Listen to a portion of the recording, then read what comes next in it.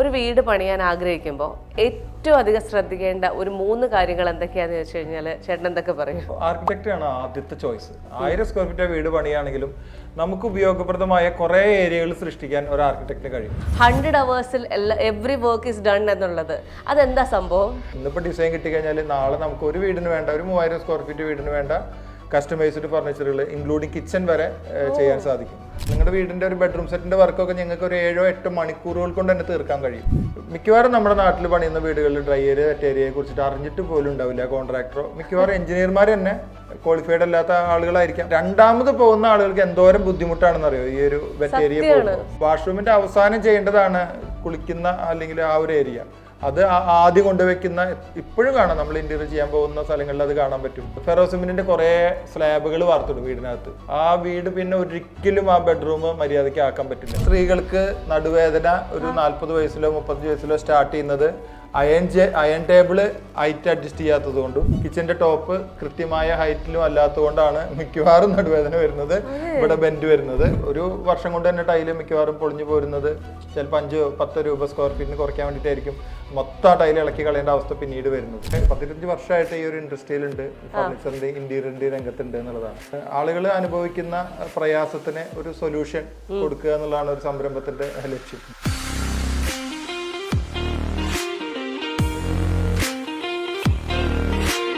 ഈ modular furniture നിർമ്മിച്ചിട്ട് readymade bedroom സെറ്റുകളായിട്ടും സോഫകളൊക്കെ ആയിട്ട് അങ്ങനെ കൊടുക്കുന്നതാണ്. അപ്പൊ ഇന്റീരിയറിന് വേണ്ടി സെപ്പറേറ്റ് ഒരു വിംഗ് ഒന്നും വേണ്ട. നമ്മുടെ സൂപ്പർവൈസർമാർ തന്നെ ഇന്റീരിയറും ചെയ്യാൻ സജ്ജരാണ്. ഡയറക്റ്റ് കസ്റ്റമർ എന്നുള്ള രീതിയിൽ 1 ലക്ഷത്തിലധികം കസ്റ്റമേഴ്സ് ഞങ്ങളുടെ ലോയൽ കസ്റ്റമർ ആയിട്ടുണ്ട് എന്നുള്ളതാണ്. Hello everyone, welcome to the show. നമ്മളൊരു വീട് പണിയുക അല്ലെങ്കിൽ നമ്മുടെ ആഗ്രഹങ്ങൾക്കനുസരിച്ചുള്ള ഒരു ഓഫീസ് പണിയുക എന്നൊക്കെ പറയുമ്പോൾ എന്തൊക്കെ കാര്യങ്ങളായിരിക്കും നമ്മുടെ മനസ്സിലൂടെ കടന്നു പോകുന്നത്? ആ വീടിൻ്റെ സ്ട്രക്ചർ എങ്ങനെയാണെന്ന് നോക്കണം, ആർക്കിടെക്റ്റിനെ അന്വേഷിക്കണം, കോൺട്രാക്ടറെ അന്വേഷിക്കണം. ഇതെല്ലാം കഴിയുമ്പോഴത്തേക്കും നമ്മുടെ മനസ്സിനിണങ്ങിയ ഫേർണിച്ചർ എവിടെയാണെന്ന് അന്വേഷിക്കണം. ഓഫീസിനും ഇതൊക്കെ തന്നെ കഥകൾ. പക്ഷേ ഇത്തരം എല്ലാ സൗകര്യങ്ങളും ഇതിനുള്ള എല്ലാ സൊല്യൂഷൻസും ഒരു കുടക്കീഴിൽ കിട്ടുകയാണെങ്കിലോ. ഐഫ ഫർണിച്ചർ ആൻഡ് ഇന്റീരിയേഴ്സിൻ്റെ CEO Faisal Chiran, welcome to the show. ഞാൻ സത്യമായിട്ട് പറഞ്ഞതാ, ഭയങ്കര വണ്ടറായിരുന്നു എനിക്ക്. അതായത് നമ്മൾ ആഗ്രഹിക്കുന്ന കാര്യങ്ങളെല്ലാം ഇങ്ങനെ ഇപ്പം ഞങ്ങളൊരു ഓഫീസ് പണിയുക, അതിനകത്ത് ഇടുന്ന ഇന്റീരിയറിനെ കുറിച്ച് ആലോചിക്കണം, അതിനകത്തുള്ള AC കുറിച്ച് ആലോചിക്കണം, അതിൻ്റെ വാട്ടർ പ്യൂരിഫയറെ കുറിച്ച് ആലോചിക്കണം, ഫേർണിച്ചറിനെ കുറിച്ച് ആലോചിക്കണം. ഇതെല്ലാത്തിനും ഓരോ ആൾക്കാരെ വിളിക്കണം. ഭയങ്കര തലവേദന പിടിച്ച പരിപാടി. ഇതെല്ലാം ഒരാൾ ചെയ്തു തരുന്നു എന്ന് പറയുമ്പോൾ എൻ്റെ മനസ്സിൽ പെട്ടെന്ന് വന്നൊരു ഡൗട്ട് എന്താ വെച്ചാൽ, ഈ ഒരാൾക്ക് ഇത്രയും കാര്യങ്ങളിലേക്ക് എങ്ങനെയായിരിക്കും ഒരു കൃത്യത ഉണ്ടാവുക എന്നുള്ളതാണ്. അപ്പോൾ ഫൈസലിക്കയുടെ അഭിപ്രായത്തിൽ അതിൻ്റെ ആൻസർ എന്താ? നമ്മൾ കുറെ 15 വർഷമായിട്ട് ഈ ഒരു ഇൻഡസ്ട്രിയിലുണ്ട്, ഫർണിച്ചറിന്റെ ഇന്റീരിയറിന്റെ രംഗത്തുണ്ട് എന്നുള്ളതാണ്. ആളുകൾ അനുഭവിക്കുന്ന പ്രയാസത്തിന് ഒരു സൊല്യൂഷൻ കൊടുക്കുക എന്നുള്ളതാണ് ഒരു സംരംഭത്തിന്റെ ലക്ഷ്യം. അപ്പോൾ നമ്മൾ ഒരു പ്ലാൻ തയ്യാറാക്കി അതിന്റെ പെർമിഷൻ എടുക്കുന്നതിന് മൂലമാണ് ഒരു വീടിന്റെ വർക്ക് തുടങ്ങുന്നത്. ഞങ്ങളുടെ മിക്കവാറും ക്ലയൻസുകൾ പുറത്തുള്ള ആളുകളാണ്. അപ്പൊ അവർക്ക് വേണ്ടി ഇതെങ്ങനെ ചെയ്ത് ഇപ്പൊ പ്രാക്ടീസായി. പ്ലാൻ മുതൽ എസ്റ്റിമേഷൻ, അതുപോലെ അതിന്റെ പെർമിറ്റ് എടുത്ത് തറ പണിത് വീട് പണിത് അതിൽ ഇന്റീരിയർ ചെയ്ത് ഫർണിച്ചർ കൊടുത്ത്, അപ്പൊ കുറെ ചെയ്യുമ്പോൾ അതിൽ നമുക്കൊരു എക്സ്പെർട്ടൈസും കിട്ടുമല്ലോ. അപ്പൊ അങ്ങനെയാണ് ഇതിലേക്ക് വന്നത്. പിന്നെ നമ്മളൊരു പാർട്ണർ ആർക്കിടെക്ട് ഉണ്ട്, അദ്ദേഹം കൂടിയിട്ടാണ് ഈ വർക്കുകളൊക്കെ ചെയ്യുന്നത്. അപ്പൊ ഒരു ആർക്കിടെക്ട് കാണുന്ന കാഴ്ചപ്പാട് നമ്മൾ മനസ്സിലുള്ള നമ്മുടെ വീടിന്റെ ഒരു സ്റ്റോറി ഉണ്ടാവും. ആ സ്റ്റോറി ആർക്കിടെക്ട് വരച്ച് അതുപോലെ ആക്കി നമ്മൾ മനസ്സിൽ എപ്പോഴാണോ ഡിസൈൻ കണ്ടത് അതുപോലെ വർക്ക് കംപ്ലീറ്റ് ആകുമ്പോൾ കാണും എന്നുള്ളത് വളരെ ആശ്വാസമാണ്. ഇത് പല ആളുകൾക്കും നേരിടുന്ന ഒരു വെല്ലുവിളിയും അല്ലെങ്കിൽ ആ ഒരു പ്രഷറാണ്. ഞാൻ ഫൈസലിക്കയുടെ സംസാരിച്ചപ്പോഴത്തേക്ക് എനിക്ക് തോന്നിയ ഒരു ഭയങ്കര പോസിറ്റീവ് ആയിട്ടുള്ള കാര്യം പറയട്ടെ. അതായത് എന്നോട് പറഞ്ഞു, വീണ ഒരു തവണ ഞങ്ങളുടെ ഫാക്ടറി കണ്ടു കഴിഞ്ഞാൽ, അല്ലെങ്കിൽ വീണ ഒരു തവണ ഞങ്ങളുടെ വർക്കിംഗ് മെത്തേഡ് കണ്ടു കഴിഞ്ഞാൽ പിന്നെ ഒരിക്കലും വീണ മറ്റൊരിടത്ത് പോയി ഒരു ഫേർണിച്ചർ എടുക്കില്ലെന്ന് ഞാൻ ആത്മവിശ്വാസത്തോടെ പറയാമെന്ന് പറഞ്ഞു. അതുപോലെ തന്നെ ഭയങ്കരമായിട്ടുള്ള ചെറിയ ഡിസ്കൗണ്ടഡ് പ്രൈസുകളിൽ അല്ലെങ്കിൽ അഫോർഡബിൾ പ്രൈസുകളിൽ ഫേർണിച്ചർ കൊടുക്കാൻ സാധിക്കുന്നു. എനിക്കതൊരു ഇതെങ്ങനെയായിരിക്കും ഇങ്ങനെ സാധിക്കുക? ഇനി ഇവരെവിടെയെങ്കിലുമൊക്കെ ചില മാനേജ്മെൻറ്റുകൾ നടത്തുന്നുണ്ടോ, അല്ലെങ്കിൽ തടിയുടെ കാര്യത്തിൽ ചിലപ്പോൾ എന്തെങ്കിലും ചെയ്യുന്നുണ്ടോ, അല്ലെങ്കിൽ ആ ഒരു പ്രൊഡക്ഷൻ ക്വാളിറ്റിയിൽ എന്തെങ്കിലും ചെയ്യുന്നുണ്ടോ? എങ്ങനെയാണ് ഇത്രയും ചെറിയ എമൗണ്ടിൽ ഇത്രയും സാധനങ്ങൾ കൊടുക്കാൻ പറ്റുന്നത്? ഇപ്പോൾ ഞാൻ നേരത്തെ സംസാരിച്ച പോലെ വീണയുടെ പഴയ വീട്ടിൽ ഇപ്പൊ താമസിക്കുന്നത് അങ്ങനെ ആവില്ല, ലിവിങ് സ്റ്റാൻഡേർഡ് മാറിയിട്ടുണ്ടാവും. പഴയ വീട്ടില് കട്ടിലൊരു ടൈപ്പ് ആയിരിക്കാം, വാർഡ്രോബ് ഒരു ടൈപ്പിലായിരിക്കാം, ഡ്രസ്സിംഗ് ടേബിൾ വേറൊരു സമയത്ത് വാങ്ങിയതായിരിക്കാം, അവിടെ ഡ്രസ്സിംഗ് ടേബിളിന്റെ സൈഡിൽ വരുന്ന ഒരു സൈഡ് ബോക്സ്, കോട്ട് ബോക്സ് എന്നൊക്കെ നമ്മൾ പറയുന്ന ആ സാധനം വേറെ കളറായിരിക്കും അല്ലേ. അതുപോലെ അത് മാറിയിട്ട് നമുക്കൊരു 50,000 മുതൽ നല്ല സ്റ്റാൻഡേർഡ് ആയിട്ട് 5 വർഷം 10 വർഷമൊക്കെ 5 വർഷമൊക്കെ വാറണ്ടിയിൽ കിട്ടുന്ന പ്രൊഡക്റ്റുകൾ ഒരു കളർ കോമ്പിനേഷനിൽ വാങ്ങിക്കാൻ കഴിയുമെന്നുള്ളതാണ് ഇതിന്റെ പ്രത്യേകത. ഇപ്പോൾ തടി മാത്രമല്ല, എഞ്ചിനീയർ വുഡുകൾ ഇഷ്ടം പോലെ ഉണ്ട്, ക്വാളിറ്റിയുള്ള എഞ്ചിനീയർ വുഡ് ഉണ്ട്. അപ്പോൾ അങ്ങനെയാണ് ഇതിൻ്റെ ഒരു ഫാക്ടറിയിൽ നിന്ന് മേക്ക് ചെയ്യുന്നു എന്നുള്ളതാണ്. ഫാക്ടറിയിൽ നിന്ന് മേക്ക് ചെയ്യുമ്പോൾ തന്നെ ഒരു വർക്ക് അലൈൻമെന്റ് അവിടെ ഉണ്ടാവും. അപ്പോൾ സ്പീഡ് പ്രോസസ് ആയിരിക്കും. നിങ്ങളുടെ വീടിന്റെ ഒരു ബെഡ്റൂം സെറ്റിന്റെ വർക്കൊക്കെ ഞങ്ങൾക്ക് ഒരു 7-8 മണിക്കൂറുകൾ കൊണ്ട് തന്നെ തീർക്കാൻ കഴിയും.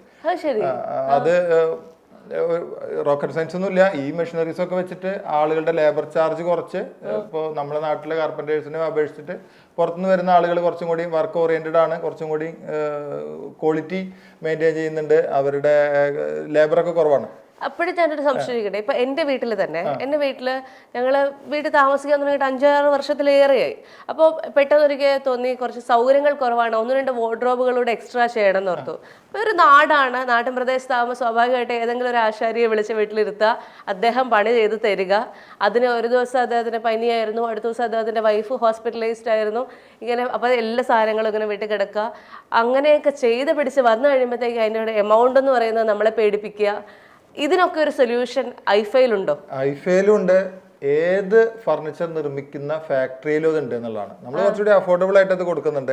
ഇപ്പോൾ ഉദാഹരണമായിട്ട് പറഞ്ഞു കഴിഞ്ഞാൽ ഒരു 1000-2000 രൂപ കൂലിയുള്ള ഒരു കാർപ്പൻറ്റർ, അയാൾ വീട്ടിൽ വന്നിട്ട് അയാൾ ആ ടൂൾസുകൾ ഒതുക്കി വെക്കുക എന്ന് പറയുന്നത് തന്നെ 1 hour വർക്കാണ് അല്ലേ.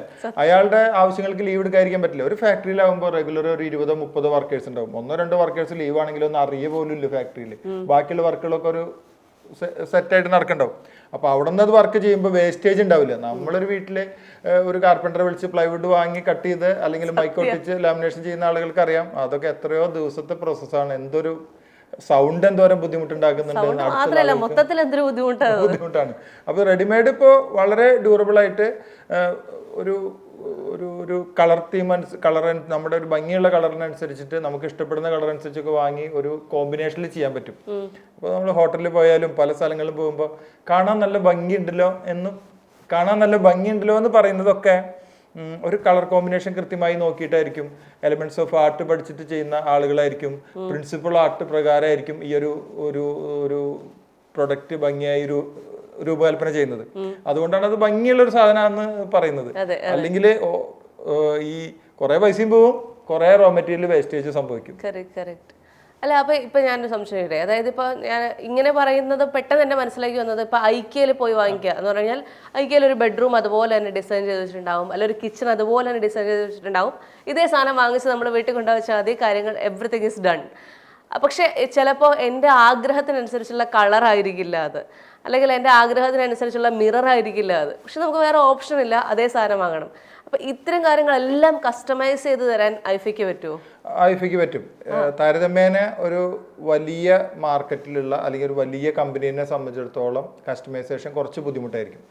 ഐഫയുടെ പ്രത്യേകത എന്താ വെച്ചാൽ ഒരു 24 മണിക്കൂർ കൊണ്ടൊക്കെ കസ്റ്റമൈസ് ചെയ്ത് ഫർണിച്ചർ വീട്ടിലെത്തിക്കാൻ കഴിയുന്നുള്ളൂ. അതിനുള്ള ഫാക്ടറികൾ നമുക്കുണ്ട്. 13 ഫാക്ടറിയാണ് കേരളത്തിൽ നമുക്കുള്ളത്. 13 ഫാക്ടറിയിലും റെഗുലർ പ്രൊഡക്ഷൻ ഉണ്ട്. മാത്രമല്ല, ഞങ്ങൾ കേരളത്തിൽ തിരുവനന്തപുരം മുതൽ കാസർഗോഡ് വരെയുള്ള എല്ലാ ഫർണിച്ചർ ഷോപ്പുകളിലും ഫർണിച്ചർ ഓൾറെഡി ഡിസ്ട്രിബ്യൂട്ട് ചെയ്യുന്ന ഒരു ചാനലുണ്ട്. ഏകദേശം ഒരു 40 വെഹിക്കിൾ ഞങ്ങളുടെ ഡിസ്ട്രിബ്യൂഷൻ ചാനലിന് വേണ്ടിയിട്ട് വർക്ക് ചെയ്യുന്നുണ്ട്. ശരി. അല്ല, ഇപ്പൊ ഞാൻ മനസ്സിലാക്കിയത് ഐഫയുടെ ഒരു ടാഗ് ലൈൻ പോലെ ഞാൻ ശ്രദ്ധിച്ചു, 100 hours every work is done എന്നുള്ളത്. അതെന്താ സംഭവം? അത് 100 hours എന്ന് പറഞ്ഞാൽ നമ്മളൊരു കമ്മിറ്റ്മെന്റ് ആണ്. 100 മണിക്കൂർ കൊണ്ട് ഒരു ഇന്റീരിയർ ചെയ്ത് കൊടുക്കുക എന്നൊരു കമ്മിറ്റ്മെന്റ് ആണ്. പക്ഷെ അതൊക്കെ നടപടിയാവോ? ഞങ്ങളുടെ ടാഗ് ലൈൻ എന്ന് പറയുന്നത് US അവർ ഓൺലി പ്രയോറിറ്റി എന്നുള്ളതാണ്. അപ്പോൾ നമ്മളെ മുന്നിൽ വരുന്ന വെണ്ടർ ആയാലും നമ്മുടെ ഒരു കൊളീഗ് ആയാലും നമ്മുടെ കസ്റ്റമർ ആയാലും ഒക്കെ നമ്മൾ അവർക്കൊരു പ്രയോറിറ്റി കൊടുക്കുന്നുണ്ട് എന്നുള്ളതാണ്. പക്ഷേ 100 hours കൊണ്ട് എങ്ങനെ ഇന്റീരിയർ കംപ്ലീറ്റ് ചെയ്യാൻ പറ്റുക? എന്നുവെച്ചാൽ ഡിസൈൻ കൺഫേം ആയി കഴിഞ്ഞാൽ പിന്നെ ഈ പാനൽ സോയിൽ ഇട്ടിട്ട് കട്ട് ചെയ്തെടുക്കാനൊന്നും ബുദ്ധിമുട്ടൊന്നുമില്ല. അതുപോലെ ഓട്ടോമാറ്റിക് എഡ്ജ്മെന്റ് മെഷീനൊക്കെ ജർമ്മനി മെഷീനറീസ് ആണ് ഉപയോഗിക്കുന്നത്. അപ്പോൾ തന്നെ നമുക്ക് 24 മണിക്കൂറും പ്രവർത്തിക്കുന്ന ഫാക്ടറികളാണുള്ളത്. ഇന്നിപ്പോൾ ഡിസൈൻ കിട്ടിക്കഴിഞ്ഞാൽ നാളെ നമുക്ക് ഒരു വീടിന് വേണ്ട, ഒരു 3000 സ്ക്വയർ ഫീറ്റ് വീടിന് വേണ്ട കസ്റ്റമൈസ്ഡ് ഫർണിച്ചറുകൾ ഇൻക്ലൂഡിങ് കിച്ചൺ വരെ ചെയ്യാൻ സാധിക്കും. അത് ശരി. ഈ ഐഫ ഫേർണിച്ചർ ആൻഡ് ഇന്റീരിയർ എന്ന് കണ്ടതുകൊണ്ട് ആളൊരു ക്യൂരിയോസിറ്റി വേണ്ടി ചോദിക്കുക. രണ്ടും എൻ്റയർലി ഡിഫറെൻ്റ് ആയിട്ടുള്ള രണ്ട് കാര്യങ്ങളാണല്ലോ. അതായത് ഫേർണിച്ചർ ചെയ്യുന്ന ആരും ഇന്റീരിയർ ചെയ്ത് ഞാൻ കണ്ടിട്ടില്ല, ഇന്റീരിയർ ചെയ്യുന്ന ആരും ഫേർണിച്ചർ ചെയ്തും കണ്ടിട്ടില്ല. ഈ രണ്ട് കാര്യങ്ങളെ കൂട്ടി യോജിപ്പിക്കാം എന്ന് ഐഫയ്ക്ക് തോന്നിയത് അല്ലെങ്കിൽ ഫൈസലിക്ക് തോന്നിയത് എപ്പോഴായിരുന്നു? അതെന്താന്ന് വെച്ചാല് നമുക്ക് ഓൾറെഡി ഫാക്ടറികൾ ഉണ്ട്. നമ്മൾ ഈ മോഡുലാർ ഫർണിച്ചർ നിർമ്മിച്ചിട്ട് റെഡിമെയ്ഡ് ബെഡ്റൂം സെറ്റുകളായിട്ടും സോഫകളൊക്കെ ആയിട്ട് അങ്ങനെ കൊടുക്കുന്നതാണ്. അപ്പൊ അത് തന്നെ ആ ഫാക്ടറി തന്നെ നമുക്ക് ഇന്റീരിയറിന് വേണ്ടി സെപ്പറേറ്റ് ഒരു വിങ് ഒന്നും വേണ്ട. നമ്മുടെ ഡിസൈനേഴ്സ് തന്നെ നമ്മുടെ സൂപ്പർവൈസർമാർ തന്നെ ഇന്റീരിയറും ചെയ്യാൻ സജ്ജരാണ്. ഒരു കമ്പനിയിൽ വേണമെങ്കിൽ 1-2 പാനൽസും കൂടി കൂട്ടിക്കഴിഞ്ഞാൽ ഇന്റീരിയർ ചെയ്യാൻ ആ ഫാക്ടറിയിൽ തന്നെ പറ്റും. അപ്പോൾ ഇന്റീരിയറിന് വേണ്ടി മാത്രം ഒരു സെറ്റപ്പ് ചെയ്യേണ്ടതില്ല. ഈ ഫാക്ടറിയിൽ തന്നെ ഞങ്ങൾക്ക് ഇന്റീരിയർ ചെയ്ത് കൊടുക്കാൻ കഴിയും. പിന്നെ ഞങ്ങൾ ഫർണിച്ചർ ഞങ്ങളിൽ നിന്ന് വാങ്ങുന്ന ആളുകൾ ഒക്കെ നമ്മളോട് ആവശ്യപ്പെട്ടതിന് ശേഷമാണ് അവരുടെയൊക്കെ വീടുകളിലേക്കുള്ള ഇന്റീരിയർ ചെയ്യാൻ തുടങ്ങിയത്. ആളുകൾ ഏറ്റവും അധികം അനുഭവിക്കുന്ന ഒരു പ്രശ്നം, ഒരു വീട് പണിയുക എന്ന് ആലോചിക്കുമ്പോൾ ആളുകൾ ഏറ്റവും അധികം അനുഭവിക്കുന്ന പ്രശ്നമായിട്ട് ഫൈസലിക്ക് തോന്നിയിട്ടുള്ള എന്താണ്? ഈ മണി ഓറിയന്റഡ് ആയിട്ടുള്ള കോൺട്രാക്ടേഴ്സ്, അതായത് ആ വീടിനോടൊന്നും ഒരു കമ്മിറ്റ്മെന്റ് ഇല്ലാത്ത ആളുകൾ ചെയ്യുന്ന വീടുകളിൽ വരുത്തി വയ്ക്കാൻ നമ്മൾ ഓരോ വീടുകളിൽ പോകുമ്പോൾ നമുക്ക് സങ്കടമാവും. അവർ പണിത് ഒരിക്കലും നമുക്ക് ഇനി റിപ്പയർ ചെയ്ത് നന്നാക്കാൻ പറ്റാത്ത രൂപത്തിലുള്ള കുറേ കാര്യങ്ങൾ. ഉദാഹരണമായിട്ട് പറഞ്ഞു കഴിഞ്ഞാൽ ഇപ്പോൾ വീട്ടിലൊരു ഡ്രൈ ഏരിയ വെറ്റ് ഏരിയ തരംതിരിക്കുക എന്ന് പറയും. അതായത് വാഷ്റൂമിൽ മിക്കവാറും നമ്മുടെ നാട്ടിൽ പണിയുന്ന വീടുകളിൽ ഡ്രൈ ഏരിയ വെറ്റ് ഏരിയയെ കുറിച്ചിട്ട് അറിഞ്ഞിട്ട് പോലും ഉണ്ടാവില്ല കോൺട്രാക്ടറോ. മിക്കവാറും എഞ്ചിനീയർമാർ തന്നെ ക്വാളിഫൈഡ് അല്ലാത്ത ആളുകളായിരിക്കാം, അവർ തന്നെ അത് ശ്രദ്ധിക്കാതെ ചെയ്തിരിക്കും. നമ്മൾ പുറത്തൊക്കെ പോയാലോ ഹോട്ടൽ റൂമിലൊക്കെ പോയാലും വാഷ്റൂമിൽ ഒരു വെറ്റ് ഏരിയ ഉണ്ടാവുകയില്ല. ഒരു ഡ്രോപ്പ് വീണാൽ തന്നെ ഒരു ടിഷ്യൂ കൊണ്ട് തുടച്ച് നീറ്റാക്കിയിരിക്കും. രണ്ടാമത് പോകുന്ന ആളുകൾക്ക് എന്തോരം ബുദ്ധിമുട്ടാണെന്ന് അറിയോ ഈ ഒരു വെറ്റ് ഏരിയ. പ്രത്യേകിച്ച് സ്ത്രീകൾ നിങ്ങൾ അനുഭവിക്കുന്ന, അത് മാത്രമല്ല ചെരുപ്പിടാതെ ബാത്റൂമിലേക്ക് കയറാൻ പറ്റാത്തൊരവസ്ഥ ഉണ്ടാവും. ശരിക്കും ഡ്രൈ ഏരിയ വെറ്റ് ഏരിയ കൃത്യമായിട്ട് ഒരു 2 ഇഞ്ച് താത്തി വെറ്റ് ഏരിയ എന്ന് വെച്ചാൽ വാഷ്റൂമിന്റെ അവസാനം ചെയ്യേണ്ടതാണ് കുളിക്കുന്ന അല്ലെങ്കിൽ ആ ഒരു ഏരിയ, ഷവർ വെക്കുന്ന ഷവറിന്റെ ഏരിയ. അത് ആദ്യം കൊണ്ടുവയ്ക്കുന്ന ഇപ്പോഴും കാണാം. നമ്മൾ ഇന്റീരിയർ ചെയ്യാൻ പോകുന്ന സ്ഥലങ്ങളിൽ അത് കാണാൻ പറ്റും. ആദ്യം വാഷ് ബേസിനും പിന്നീട് ഒരു ടോയ്ലറ്റ് ക്ലോസറ്റും പിന്നീടാണ് നമ്മൾ ഈ ഷവർ ഏരിയ വെക്കേണ്ടത്. ഈ ടോയ്ലറ്റ് തന്നെ 2000-3000 രൂപ കൊടുത്തു കഴിഞ്ഞാൽ ഈ ക്ലോസറ്റ് നമുക്ക് വാൾ മൗണ്ടഡ് ക്ലോസറ്റ് കിട്ടും. അപ്പോഴും നമുക്ക് ഹൈജീനിക് ആയിട്ട് അവിടെ ക്ലീൻ ചെയ്യാൻ പറ്റും. ഇത് ചെയ്യാതെ അത് ആദ്യം ചെയ്യേണ്ട കാര്യമാണ്. ഡിസൈൻ ചെയ്യുമ്പോഴേ അല്ലെങ്കിൽ ഇതിന്റെ കോൺക്രീറ്റ് ചെയ്യുമ്പോഴേ ശ്രദ്ധിക്കേണ്ട ഒരു കാര്യമാണത്. പിന്നീട് നമുക്ക് ഒരിക്കലും മാറ്റാൻ പറ്റില്ല. അതുപോലെ ചെയ്യുന്നൊരു മണ്ടത്തരാണോ അല്ലെങ്കിൽ അറിവില്ലാതെയാണോ, ഞാൻ അഹങ്കാരം കൊണ്ട് ചെയ്യണമാണോ എന്ന് അറിയില്ല. ഈ കേൾക്കുന്ന ആളെങ്കിലും ചെയ്യാതിരിക്കട്ടെ എന്നുള്ളത് വെച്ചിട്ടാണ് വീണ്ടും വീണ്ടും പറയുന്നത്. ഫെറോസിമെന്റിന്റെ കുറെ സ്ലാബുകൾ വാർത്തിടും വീടിനകത്ത്. ആ വീട് പിന്നെ ഒരിക്കലും ആ ബെഡ്റൂം മര്യാദയ്ക്ക് ആക്കാൻ പറ്റില്ല. പണ്ടൊക്കെ ഏതെങ്കിലും വീട്ടിലൊക്കെ പോകുമ്പോൾ കണ്ടിട്ടുണ്ടാവായിരിക്കാം, ബന്ധുക്കളുടെ വീട്ടിലൊക്കെ പോകുമ്പോൾ കണ്ടിട്ടുണ്ടാവായിരിക്കാം. ഇപ്പോഴും ചെയ്യുന്ന ആളുകളുണ്ട്. അതുപോലെ തന്നെ കിച്ചണിൽ ഒരു സ്ലാബ് പണിതിടും. അത് സത്യമാണ്. എന്തോ അത് അതില്ലെങ്കിൽ ഒരു പൂർണ്ണത ഇല്ലാത്തൊരു പോലെ ഉറപ്പിന് വേണ്ടിയിട്ടാണ്. നമ്മൾ ആനേനെ കൊടുത്തിട്ട് ഇരുത്താനൊന്നും ഉദ്ദേശിക്കില്ലല്ലോ ആ കിച്ചണിൽ. നമ്മുടെ വീട്ടിൽ എല്ലാവരും കയറിയിരുന്നാലും മോഡുലാർ കിച്ചൺ ചെയ്തിട്ട് സ്ലാബ് ഇട്ടാൽ എന്ന് വെച്ചാൽ മാർബിളോ ഗ്രാനൈറ്റോ കോട്ട്സോ എന്തെങ്കിലും ഇട്ട് കഴിഞ്ഞാലൊന്നും അതിന് മുകളിൽ ഒന്നും നിങ്ങളുടെ കിച്ചണിലൊന്നും ഒന്നും സംഭവിക്കണമെന്നില്ലല്ലോ. അതിൽ സ്ലാബ് ഇല്ലാന്ന് എനിക്കറിയാം. ഒരു പ്രൊഫഷണൽ ആയിട്ടുള്ള ഒരു വർക്ക് ഒരു കോൺട്രാക്ടറോ അല്ലെങ്കിൽ ആർക്കിടെക്റ്റോ അത് സപ്പോർട്ട് ചെയ്യണില്ല. ഈ ഫൈസൽ ചിരാൻ എന്ന് പറയുന്ന ഫേസ്ബുക്ക് പേജ് ഞാനിങ്ങനെ ഭയങ്കരമായിട്ട് ശ്രദ്ധിച്ചപ്പോൾ ഞാൻ കണ്ട ഒരു നല്ല കാര്യം എന്ന് പറയുന്നത്, ആളുകൾ വേറെ പല കോൺട്രാക്ടേഴ്സിനെ വെച്ചോ അല്ലെങ്കിൽ ആർക്കിടെക്റ്റിനെ വെച്ചോ ഒക്കെ അവരുടെ വീട് പണിയാൻ തുടങ്ങി. ചിലപ്പോൾ പകുതിയായിട്ടുണ്ടാകും, ചിലപ്പോൾ അവർക്ക് കോൺട്രാക്ട് കൊടുത്തിട്ടുണ്ടാവും. ഇതെല്ലാം കഴിഞ്ഞിട്ടും എല്ലാ സംശയങ്ങളും നിങ്ങൾക്ക് വേണമെങ്കിൽ എന്നോട് വന്ന് ചോദിക്കാം, അതിന് ഞാൻ പ്രത്യേകിച്ച് ഒരു പൈസ ഈടാക്കുന്നില്ല എന്ന് പറയുന്ന ഒരു ഫൈസലൊക്കെ കണ്ടു. അതെന്തുകൊണ്ടാണ് അങ്ങനെ? എന്റെ അടുത്ത് വരാത്ത ക്ലയന്റിനെ ഞാൻ എന്തിനാ നോക്കുന്നത് എന്ന് നമുക്ക് വേണമെങ്കിൽ ചിന്തിക്കാമല്ലോ. അത് വേണ്ട എന്ന് ചിന്തിച്ചത്. പൈസ വേണ്ടെന്ന് പറയുന്നത് ഞാനൊരു എഞ്ചിനീയർ ആർക്കിടെക്ട് ഒന്നല്ല. എനിക്ക് ജീവിതത്തിൽ ഞാൻ പല സ്ഥലങ്ങളിലും പോയിട്ടുള്ള ഒരു 10-25 വർഷത്തെ എക്സ്പീരിയൻസ് ആണ്.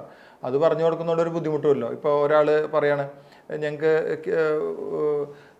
ഡോറ് വെക്കുമ്പോൾ എന്തുകൊണ്ട് ഡോറ് വെക്കണം, അത് തേക്ക് വേണോ വീട്ടി വേണോ, അല്ലെങ്കിൽ ജനൽ വെക്കുമ്പോൾ എങ്ങനത്തെ ജനൽ വെക്കണം. അപ്പോൾ ഏറ്റവും മാർക്കറ്റിൽ ഡ്യൂറബിൾ ആയിട്ടുള്ള ഒരു കമ്പനീനെ നമുക്ക് പരിചയപ്പെടുത്തി കൊടുക്കാൻ പറ്റും. അല്ലെങ്കിൽ അവർക്ക് ഇഷ്ടമുള്ള ഒരു കമ്പനി അവർക്ക് വാങ്ങിക്കാൻ പറ്റും. ആ മെറ്റീരിയൽ റോ മെറ്റീരിയലിനെ കുറിച്ചിട്ടുള്ളൊരു അവബോധം ഉണ്ടാവുക എന്നുള്ളത് തന്നെയാണ്. ഇപ്പോൾ മരത്തിൻ്റെ ഒരു ജനൽ വെക്കുന്നതിനേക്കാൾ ഏറ്റവും നല്ലത് UPVC വിൻഡോസ് തന്നെയാണ് ഇപ്പോൾ ഉപയോഗിക്കാൻ ഏറ്റവും സൗകര്യം. ലൈഫ് ടൈം പിന്നെ അതിനെ കുറിച്ച് ചിന്തിക്കേണ്ട ആവശ്യമില്ല. അപ്പൊ അത് ചെയ്താൽ മതിയല്ലേ. അല്ലെങ്കിൽ തടിയുടെ നമ്മൾ ആ കുറ്റിയും കൊടുത്തൊക്കെ ഇട്ടിട്ട് തുറക്ക് പോലും ഇല്ല. തണുപ്പത്ത് ഭയങ്കരമായിട്ട് അങ്ങ് വികസിക്കുക. നല്ല മരം കിട്ടണമെങ്കിൽ 12,000 മുതൽ 14,000 രൂപ വരെ ഒരു കുബിക്കിന് വില വരും.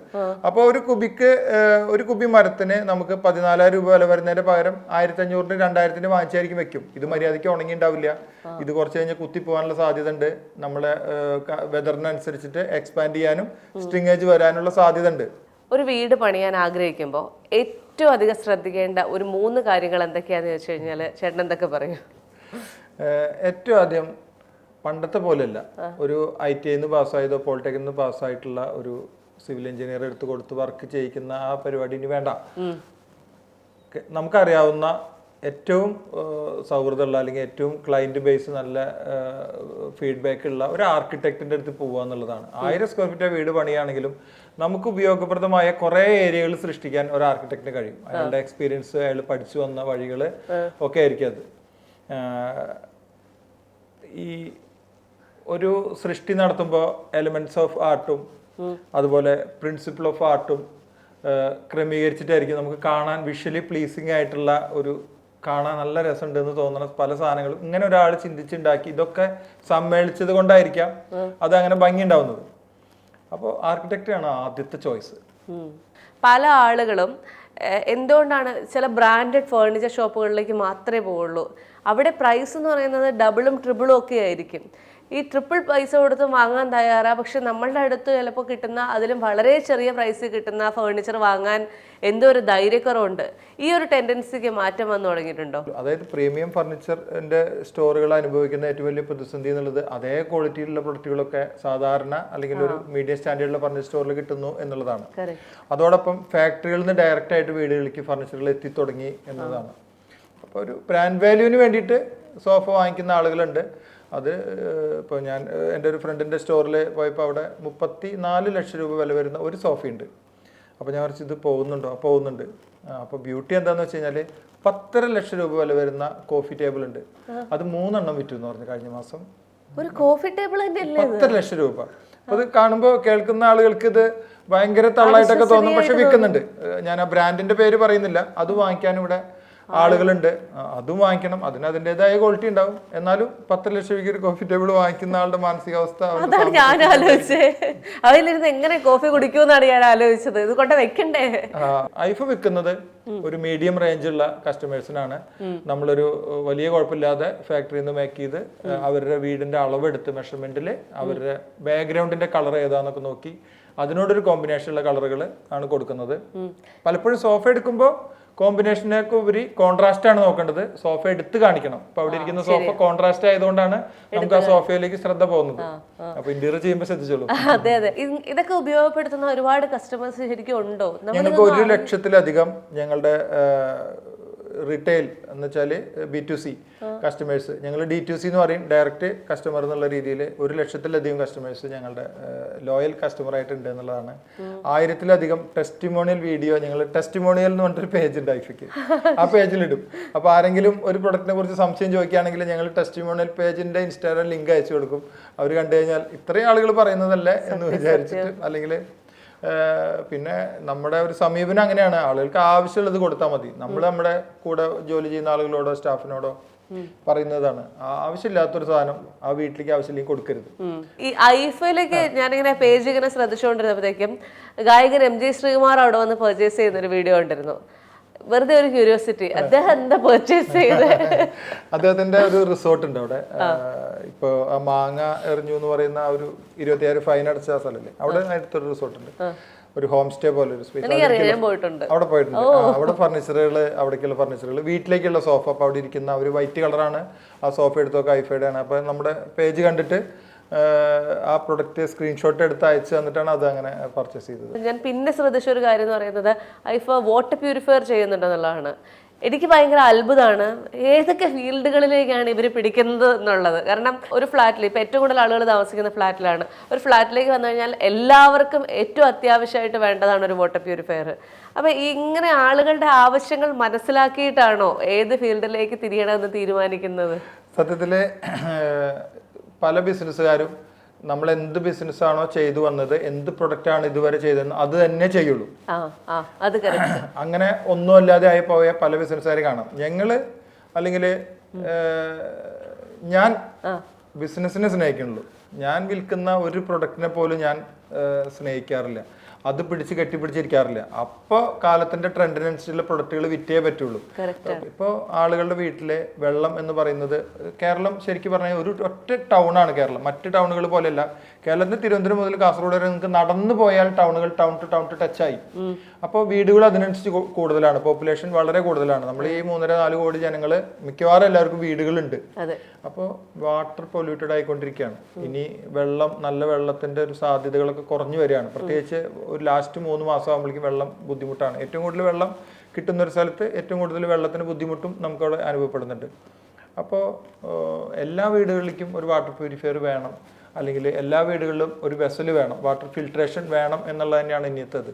ആളുകൾ അധികം ശ്രദ്ധിക്കാത്ത എന്നാൽ വളരെ ഇമ്പോർട്ടൻ്റ് ആയിട്ട് ആവശ്യമായ ഒരു ടിപ്പ് എന്താണ് എന്ന് ചോദിച്ചു കഴിഞ്ഞാൽ എന്തായിരിക്കും പറഞ്ഞു? ഒരു ടിപ്പില്ല. ഞാൻ ഇപ്പൊ തുടർച്ചയായിട്ട് സീരീസ് ആയിട്ട് ചെയ്യുന്നുണ്ട്. വീട് പണിയുമ്പോൾ ശ്രദ്ധിക്കേണ്ട 100 കാര്യങ്ങൾ, ചെറിയ കാര്യങ്ങളാണ്. ഇപ്പോൾ ഒന്നായിട്ട് പറയാൻ പറ്റില്ല. പ്രധാനപ്പെട്ട 4-5 കാര്യങ്ങൾ പറയാൻ വെച്ചാൽ, വീടിന്റെ ഒരു സൈസ് എൻഹാൻസ് ചെയ്യാൻ വേണ്ടിയിട്ട്, ബെഡ്റൂമിന്റെ സൈസ് എൻഹാൻസ് ചെയ്യാൻ വേണ്ടിയിട്ട് ബേ വിൻഡോ ഇപ്പോൾ എന്തായാലും എല്ലാവരും ഉപയോഗിക്കുന്നതാണ്. പിന്നെ അതുപോലെ തന്നെ സ്ലൈഡ് ചെയ്യാവുന്ന ടൈപ്പിലുള്ള വിൻഡോസ്, അത് അലുമിനിയം പ്രൊഫൈൽ ആയാലും അല്ലെങ്കിൽ UPVC വിൻഡോ ആയാലും അത് ചെയ്യാവുന്ന ഒരു കാര്യമാണ്. കാറ്റ് ഇഷ്ടംപോലെ വീട്ടിലേക്ക് വരണം. നമുക്ക് കേരളത്തിലെ പൊതുവെ കാറ്റും ചൂടും കൂടുതൽ വരുന്നത് വെസ്റ്റ് സൈഡിൽ നിന്നാണ്, പടിഞ്ഞാറ് നിന്നാണ് വരുന്നത്. അപ്പൊ പടിഞ്ഞാറ് സൈഡ് നമുക്ക് ഷെയ്ഡോട് കൂടിയിട്ട് കാറ്റുള്ളിലേക്ക് വരണം. വെയിൽ വരാൻ പാടില്ല, കാറ്റുള്ളിലേക്ക് വന്നിട്ട് ഇപ്പുറത്തെ സൈഡിൽ ഓപ്പണിംഗ് കൊടുത്തിട്ട് പോകണം. ആ ഒരു കാര്യം എപ്പോഴും മനസ്സിലുണ്ടാവണം. അപ്പൊ വെസ്റ്റും ഈസ്റ്റും നമ്മൾ മനസ്സിലാക്കി വെക്കണം നമ്മളവിടെ വീട് പണിയുന്ന സമയങ്ങളിൽ. പിന്നെ വാഷ്റൂമിന്റെ ആ ഡ്രൈ ഏരിയ, വെറ്റ് ഏരിയ തരംതിരിക്കല് ഇമ്പോർട്ടൻ്റ് ആയിട്ട് തോന്നാറുണ്ട്. ബെഡ്റൂം ചെയ്യുമ്പോഴും അതിനകത്ത് ഫെറോസിമെന്റ് സ്ലാബ് ചെയ്യരുത്. അതൊരു അപേക്ഷ പോലെ നമ്മൾ പറയാണ്. ആ ഫെറോസിമെന്റ് സ്ലാബ് ചെയ്യുന്ന പൈസക്ക് തന്നെ വാർഡ്രോബ് മൊത്തം വാങ്ങിച്ചു വെക്കാൻ പറ്റും. അതുപോലെ തന്നെ കിച്ചണില് സ്ലാബും ചെയ്യരുത്, മോഡുലാർ കിച്ചൺ തന്നെ ചെയ്യണം. എന്നാലാണ് കിച്ചണിൽ നമുക്ക് പെരുമാറുമ്പോൾ ഒരു ഹാപ്പിനെസ് ഉണ്ടാവുള്ളൂ. മാത്രമല്ല ഇപ്പൊ വീണയുടെ ഹൈറ്റ് ആയിരിക്കണം എന്നില്ല എൻ്റെ ഹൈറ്റ് ആയിരിക്കണം എന്നില്ല വേറൊരു. അപ്പോൾ നമ്മുടെ ഹൈറ്റിനനുസരിച്ച് കിച്ചൺ പണിയാണെങ്കിൽ മോഡുലാർ കിച്ചൺ വേണം. സ്ലാബ് അടിക്കുന്നത് അവരുടെ ഒരു അളവിനാണ് അടിക്കുന്നത്. അതെ, ആ ചെയ്യുന്ന ആളുടെ അളവിനാണ് അടിക്കുന്നത്. ഇപ്പൊ വീണ ഒരു കിച്ചൺ ചെയ്യുന്ന സമയങ്ങളിൽ, ഒരു മോഡുലാർ കിച്ചൺ ചെയ്യുന്ന സമയങ്ങളിൽ വീണയുടെ ഏത് ഹൈറ്റിൽ പണിയണം എന്നുള്ളത് ഒരു ഡൗട്ട് ഉണ്ടാവും അല്ലെ? വീണയുടെ കിച്ചൺ ഏത് ഹൈറ്റിലായിരിക്കും? സത്യം, അതെ. ഞാൻ വീട്ടിലുള്ള ചേച്ചിയുടെ ഹൈറ്റിനായിരിക്കും. ചേച്ചിയാണല്ലോ അടുക്കള. അപ്പോൾ ചേച്ചിയാണ് പണിയുന്നുണ്ടെങ്കിൽ, ചേച്ചിക്കാണെന്നുണ്ടെങ്കിൽ ചേച്ചിയുടെ ഹൈറ്റ് എടുക്കുക, ഹൈറ്റ് എടുത്തിട്ട് ഡിവൈഡ് ചെയ്യുക, പ്ലസ് 5 സെന്റിമീറ്റർ കൂട്ടുക. അപ്പോൾ ടോട്ടൽ ഉയരം ഒരു 180 സെന്റിമീറ്റർ ആണെന്ന് വിചാരിച്ചു കഴിഞ്ഞാൽ 180 ഡിവൈഡഡ് ബൈ 2,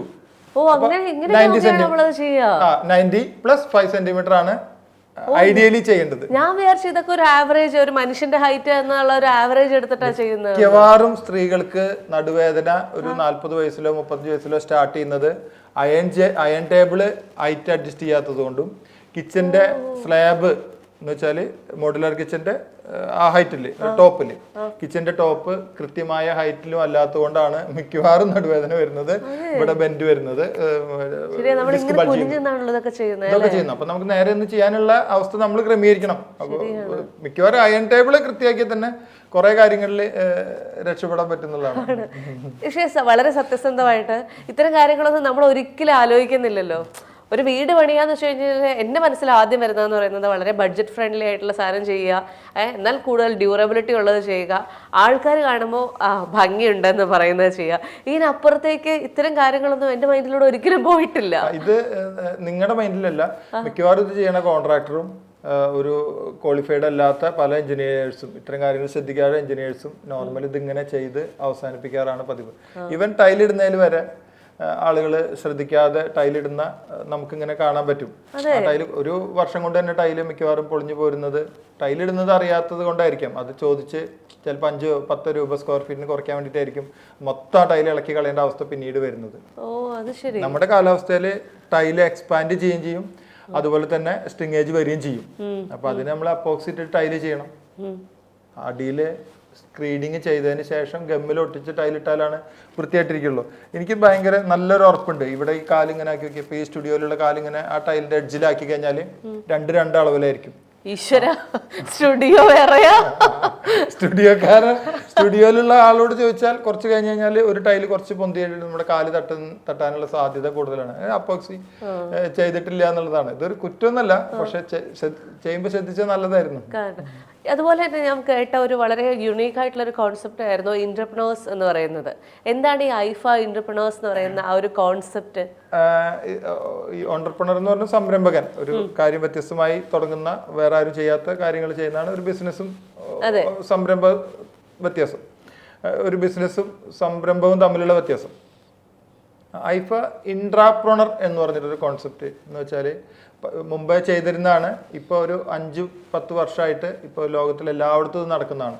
പ്രത്യേകിച്ച് ഒരു സ്ഥാപനത്തിൽ ഇൻവെസ്റ്റ്മെന്റ് ഒന്നും ഇല്ലാതെ, അല്ലെങ്കിൽ ഒരു ചെറിയ ഇൻവെസ്റ്റ്മെന്റിൽ, ഒരു വളരെ കുറഞ്ഞ ഇൻവെസ്റ്റ്മെന്റിൽ അതിലൊരു ഡയറക്ടറായിട്ട് അല്ലെങ്കിൽ ഒരു പാർട്ട്ണറായിട്ട് അതിൽ ബിസിനസ് ചെയ്യാൻ പറ്റുന്ന അവസരമാണ്. കഴിവുള്ള ആളുകളെ അത്തരം കമ്പനികൾ ചെയ്യുന്നുണ്ട്. അപ്പോൾ നമ്മളെ കൂടെ ജോലി ചെയ്യുന്ന ആളുകളെ നമ്മൾ അത്തരത്തിൽ കുറച്ചും കൂടി നമ്മുടെ കൊളീഗ്സായിട്ട് അല്ലെങ്കിൽ സഹ ഡയറക്ടറായിട്ട് കൊണ്ടുവരിക എന്നുള്ളൊരു കൺസെപ്റ്റിലാണ്. അപ്പോൾ അതുകൊണ്ട് എന്ത് മെച്ചം നമുക്ക് ഉണ്ടാവുന്നത്? നമുക്ക് മെച്ചത്തിലുപരിയായിട്ട് നമ്മളെ കൂടെയുള്ള ആളുകൾ ദീർഘകാലം നമ്മളെ കൂടി ഉണ്ടാവും. അവരൊരു ബിസിനസ് പഠിപ്പിച്ച് അവരതിൽ ഗ്രോത്തിലേക്ക് എത്തി അവർക്ക് ഇതിൻ്റെ ഒരു പാർട്ടായിട്ട് നിൽക്കാനുള്ള ഒരു അവസരം, ഭാവിയിലെ ഈ സ്ഥാപനത്തിന്റെ ഒരു ഭാഗമാവുക എന്നുള്ളത്, ഞാൻ ഒരുപാട് കാലം ജോലി ചെയ്ത് വന്നതാണ്. അപ്പോൾ എനിക്ക് അത്തരത്തിലൊരു അവസരം കിട്ടിയെങ്കിൽ നല്ലതാണ്. ഞാൻ ജോലി ചെയ്യുമ്പോൾ ഞാൻ അനുഭവിച്ചു വന്നിരുന്ന കുറേ പ്രതിസന്ധികളും കുറേ സന്തോഷങ്ങളും ഉണ്ട്. അതുകൊണ്ട് ഞങ്ങളുടെ സ്ഥാപനത്തിലേക്ക് ഞങ്ങൾ എല്ലാവരും ഒന്നിച്ച് ഇംപ്ലിമെന്റ് ചെയ്യാൻ ശ്രമിക്കുന്നു എന്നുള്ളതാണ്. അപ്പോൾ ഞങ്ങളുടെ കൂടെ ജോലി ചെയ്തിരുന്ന 35ഓളം പേര് ഇപ്പോൾ ഞങ്ങളുടെ കൂടെ പാർട്ട്നേഴ്സായിട്ട്, ഡയറക്ടേഴ്സായിട്ട് ഞങ്ങൾ പല സ്ഥാപനങ്ങളിലും വർക്ക് ചെയ്യുന്നു. ഇത് ഈ ഐഫ അങ്ങനെ മുന്നോട്ട് പോകുന്നത് അത്തരത്തിലുള്ള ഒരു കാഴ്ചപ്പാടുള്ളത് കൊണ്ടാണെന്ന് തന്നെ വ്യക്തമായിട്ട് പറയാം. ആണ്. ഇപ്പോൾ ഐഫ എനിക്ക് തുടക്കം തൊട്ടേ ഒരു ഭയങ്കര ഒരു അത്ഭുതമായിരുന്നു. കാരണം ഫേർണിച്ചർ, ഇന്റീരിയർ, ഇത് തന്നെ ഭയങ്കര കാര്യങ്ങൾ. പിന്നെ നമ്മൾ ഒരിക്കലും ശ്രദ്ധിക്കാതെ പോകുന്ന കാര്യങ്ങൾ അതൊരു ഫ്രീ കൺസൾട്ടേഷനിൽ പറഞ്ഞു കൊടുക്കുന്നു എന്ന് പറയുന്നത്, എനിക്കറിയില്ല എത്ര പേര് ഇതൊക്കെ ചെയ്തു തരുമോ എന്നുള്ളത്. പ്രത്യേകിച്ച് നമ്മുടെ ഒരു കസ്റ്റമർ അല്ല എന്ന് പറയുന്ന ഒരാളോട്. ഇപ്പം 4ാമത് ഞാൻ ശ്രദ്ധിച്ച പോയിന്റാണ് ഈ ഇന്റർപ്രണർ എന്ന് പറയുന്ന ഒരു കോൺസെപ്റ്റ്.